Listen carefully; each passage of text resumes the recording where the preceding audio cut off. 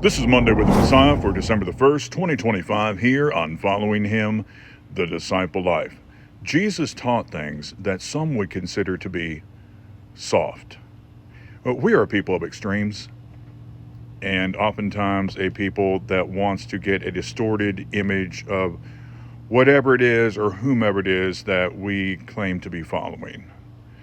And you'll have some that they will make a distorted image of Jesus by cherry picking certain things about him, his mercy, his grace, his love, and they'll kind of come up with the hippie Jesus, essentially, as they talk about. But there is, well, I mean, I guess you could deny it, but in the sense that it would be denying reality, there's not really any denying that there are some that go the other way with this. And they would look at Jesus knocking over the tables at the temple and driving out the money changers and his words in Matthew 23 as if this was really the only Jesus, the only parts of Jesus we see presented in Scripture. And it's like we've gone from the hippie Jesus to a Jesus riding a Tyrannosaurus Rex shooting an M16. I don't know. Yeah, like just kind of it's like either way we end up with a caricature of Christ, and it's not really the full picture of who he was. It's not really the full balanced message.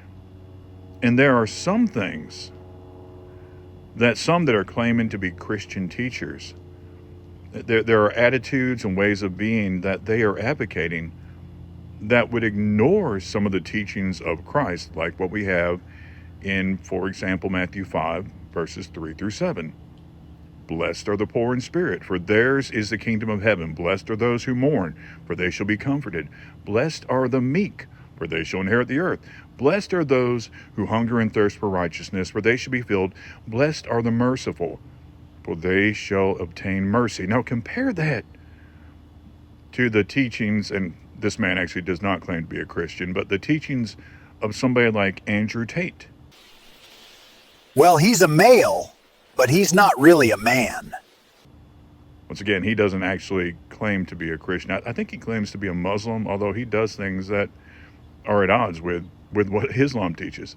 But you'll have people that will at least claim to be Christian that will talk about Andrew Tate, how manly he is and all. But compare the attitude somebody like him teaches to what I just stated that Christ taught. We must have a full balanced picture. We must have a full balanced approach to these things. And Jesus had some things. Those that have this attitude, we're not going to, I'm just not going to take it from anybody, and an attitude of vengeance, an attitude of hyper-aggression towards everything, of hateful attitudes. But consider words like what we have in Matthew 5. Jesus did have some things that he taught that some would consider to be soft. I just call it teachings that the only perfect man in history that ever lived, teachings that he taught, that if I claim to be his disciple, I should follow.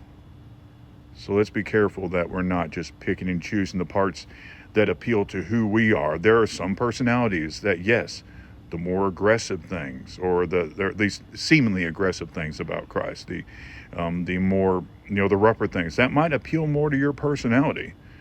I'll admit, there are moments those aspects of him appeal to me. But it's not about us. It's about him. It's about following his teachings.